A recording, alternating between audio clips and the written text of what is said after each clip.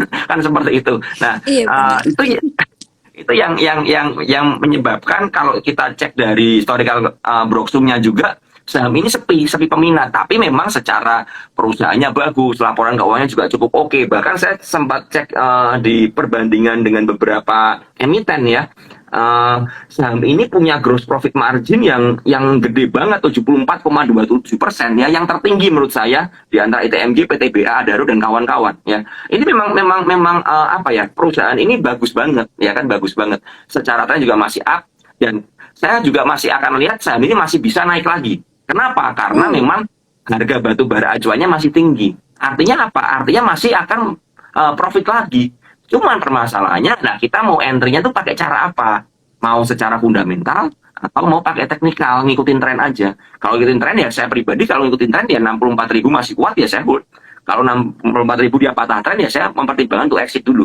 Karena kan memang berbeda ya, berbeda point of view-nya kan seperti itu. Tapi menurut dengan harga batu bara acuan yang masih bagus dan ini menjelang musim dingin ya, dan batu bara dibutuhkan di Eropa ya untuk pemanas dan lain sebagainya ya, jelas sekali ya saham-saham batu bara termasuk Bian ini masih ada prospek untuk sampai akhir tahun paling nggak, seperti itu.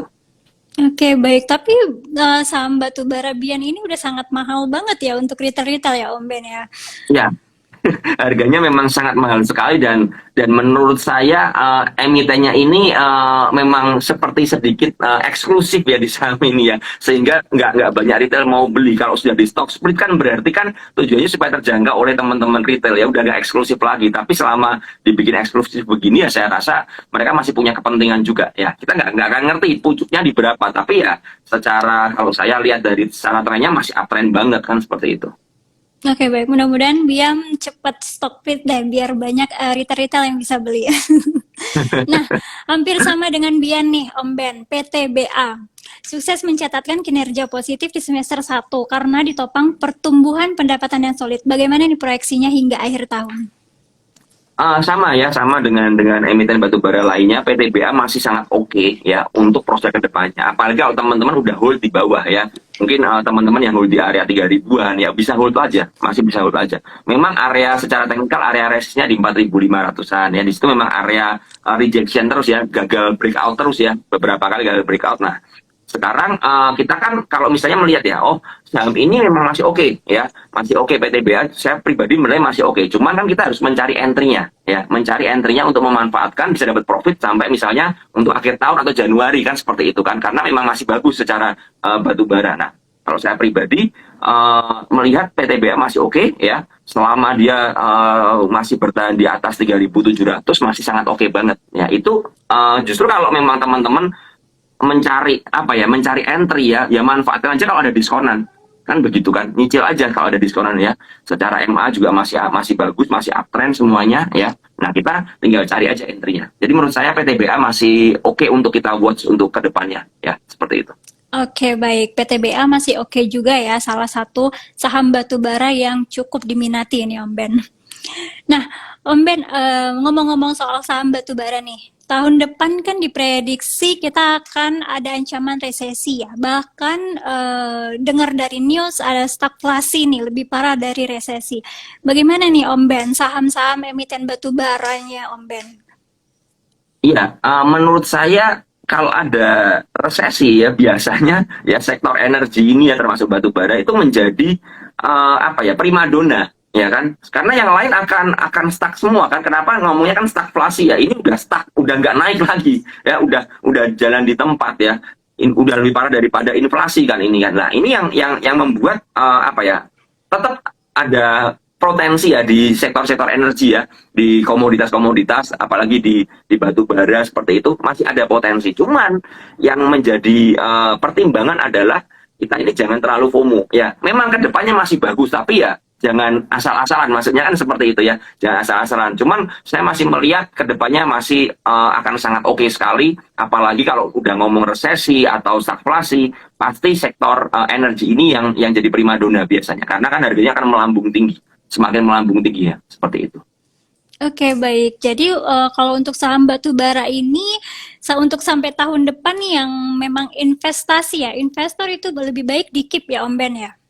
Ya, saya pribadi kalau memang udah ngomongnya teman-teman udah beli ya, beli dari tengah tahun ya, tengah tahun lalu atau awal tahun ya, saya rasa bisa di-keep aja. Yang jadi permasalahan kalau udah yang FOMO-FOMO ini di pucuk ini yang harus mempertimbangkan entry-nya bagaimana pengaturan money management dan lain sebagainya. Karena ya setiap saham yang naik pasti akan ada koreksi ya. Kenaikan semakin kencang, koreksi juga akan semakin kencang. Itu prinsipnya seperti itu.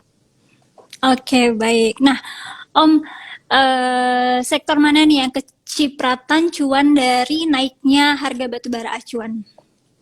Kalau yang kecipratan ya jelas sektor batu bara ya, karena menurut saya dengan batu bara ini semakin mahal ya, semua sektor itu kena imbasnya. Karena apa? Karena kan bahan baku yang untuk digunakan untuk manufaktur misalnya seperti itu kan semakin mahal otomatis kan. Semuanya akan semakin mahal ya, semuanya akan tertekan. Yang nggak tertekan apa ya? Cuman ya yang di komoditas ini. Makanya kenapa kita lihat sektor batu bara ini paling perform kan sampai sekarang, nggak pernah apa ya, koreksinya pun nggak pernah masif ya. Kita ngerti kayak Adaro ya kan, Adaro juga rally sampai 4.000 sekarang udahan. Nah ini kenapa ya, karena memang harga acuan batu bara seperti itu. Jadi sektor yang paling menarik apa, jelas sektornya ya sektor batu bara seperti itu. Itu memang kayaknya sektor terfavorit sepanjang masa ya Om Ben ya. Ya kalau sedang komoditasnya lagi gila-gilaan begini ya, ini sektor yang paling favorit, udah pegang sektor itu aja. Menurut saya seperti itu. Iya. Nah Om, ngomong-ngomong soal sektor batu bara, kalau ITMG bagaimana Om? Itu kan cukup tinggi juga kan harganya ya sekarang ya. Ya, ITMG saya lihat pribadi juga secara apa ya, secara chart juga masih oke. Sebentar saya lihat dulu ITMG. Ya, ITMG juga sangat uptrend ya. Cuman ya ini kenaikannya cukup tajam ya ITMG ya. ITMG masih oke ya. Saya pribadi melihat ITMG selama di atas 40.000 ya hold aja seperti itu. Cuman memang sekarang dia lagi membentuk area konsolidasi ya, karena udah kan trailnya udah kenceng kan. Jadi butuh istirahat lah, istirahat seperti itu ya, selama masih di atas 40.000 masih oke. Cuman memang ini ITMG ini salah satu saham yang rally-nya paling kenceng ya. Ini saham batu bara yang luar biasa banget ya, dari harga 5.000 di awal Maret ya, awal Maret 2020 ya. Saya lihat ini historikalnya di 5.000, sekarang udah 41.900, berarti ya udah sempat menyentuh 45.000. Ya oke, masih oke ya, secara laporan keuangan juga oke ya seperti itu. Dan menurut saya ITMG salah satu perusahaan batubara yang tiga besar yang oke ya, yang fundamentalnya sangat oke banget ya. Cuman ya sekali lagi, ini udah rally-nya dari 5.000 ke 41.000 ya. Kita harus berhati-hati kalau ada koreksi-koreksi ya ke depannya. Tapi so far masih oke lah. Seperti itu. Iya, salah satu saham yang harganya cukup mahal juga ini ITMG. Iya. Nah, kok saham-saham mana nih dari sektor tersebut yang layak dicermati dan dikoleksi oleh investor? Tentunya yang Um, harganya masih cukup, ya masuklah gitu. Wah ini kalau ngomong sektor batubara semua nggak ada yang masih murah ya menurut saya ya. Semuanya udah peak semua ya. Kalau kita lihat, saya sih pribadi lebih suka lihat Adaro ya, Adaro ya, karena secara historical juga bagus, akumulasinya bagus ya. Saya Adaro, view saya pribadi ya, selama Adaro bertahan di 3.700 masih oke ya. Itu kalau disuruh milih, saya pertama Adaro, kemudian ada PTBA ya, PTBA. Tapi PTBA ini yang paling tidak gesit ya, gerakannya paling lelet ya menurut saya dari antara teman-temannya itu ya. PTBA selama di atas 3.700 ya masih juga oke ya. Saya paling dua saham itu aja yang jadi pegangan saya. Kalau ITMG menurut saya kok ngeri-ngeri gimana gerakannya ya untuk dipegang ya, seperti itu ya. Kalau saya itu aja sih, dua itu aja, Adaro sama PTBA saya. Kalau ITMG sama Bian tadi mungkin karena udah terlalu mahal sekali ya Om Ben ya untuk saham batubaranya. Yes, dan saya pribadi tidak terlalu suka saham yang memang terlalu mahal ya, karena ya mahal aja gitu. Seperti Iya, itu. tapi kira-kira kapan ya stop fitnya? Karena kalau kayak kita lihat di blue chip nih BBCA, semahal apapun dia udah berapa kali stop fit semenjak IPO-nya ya Om Ben ya. Iya, saya melihat selama mereka tidak ada kepentingan untuk membagi barang ke kita, ya nggak akan stock split itu aja intinya. Ya, karena apa? Karena tujuan dari stock split jelas kan supaya kan terjangkau oleh investor, ya kan terjangkau. Artinya apa? Kalau terjangkau oleh investor berarti investor bisa beli dan ada yang bisa jualan kan, ada yang mau berbagi barang ya. Selama mereka ini nggak mau bagi-bagi ke investor, ya menurut saya ya nggak akan stock split, udah akan dibiarin jadi saham VVIP begini, saham eksklusif aja. Menurut saya seperti itu. Ya, berarti mereka mau cuan sendiri itu. Ya, biasanya begitu. Ya, baik. Nah, Om Ben, ada pertanyaan nih dari sobat investor. Udah banyak banget yang nggak sabar dari tadi yang nanya. Dari @b_hero61. Kalau call gimana, Om?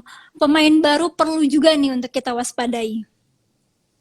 Saham call ya, saham call ini kalau kita ngomong di sebuah saham yang barusan IPO ya, menurut saya kita nggak bisa nih untuk apa ya, untuk pakai fundamental murni karena saham yang barusan IPO ini sangat dipengaruhi oleh buyer dan seller ya dari harga IPO-nya ya dari underwriter-nya dan lain sebagainya ya. Jadi saya pribadi untuk saham call lebih bermain jangka pendek aja ya, jangka pendek menengah aja selama kalau saya lihat ini selama di area ini 450 kuat ya, selama kuat di atas 450 ya kita bisa lah, kita masih bisa untuk lirik dari saham. Tapi kalau sampai jebol 450 ke bawah ya, apalagi di bawah 440, saya prefer wait and see dulu. Ya karena secara teknikal udah mencoba 3-4 kali ya bertahan di 476 dan nggak kuat ya kan seperti itu. Artinya dia akan menguji supportnya di 450. Nah, 450 harus kuat ya kan seperti itu ya. Jadi buat saya pribadi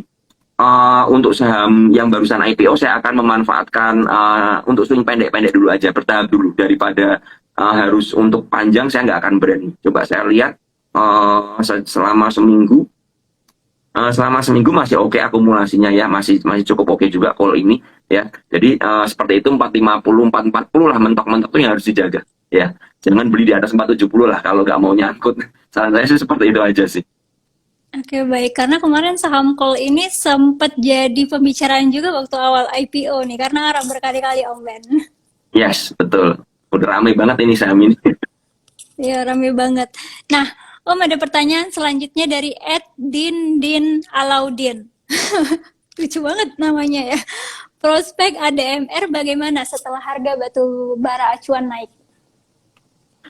Saya lihat ADMR masih oke kok, masih bagus ya, dengan adanya memang ADMR ini kan agak sedikit berbeda ya batu baranya ya, karena dia cooking coal kan, bukan batu bara seperti yang lain. Cuman saya melihat memang masih dijaga ya di area 1800 ya, belum ada buangan masif ya, artinya memang saham ini masih ada potensi ya. Sesimpel masih bergerak di area 1800 ke atas ya, yang selama ini susah banget tembus kan. Nah, akhirnya sekarang tembus. Nah, ini 1800 bisa jadi patokan aja. Tapi untuk kedepannya bagaimana?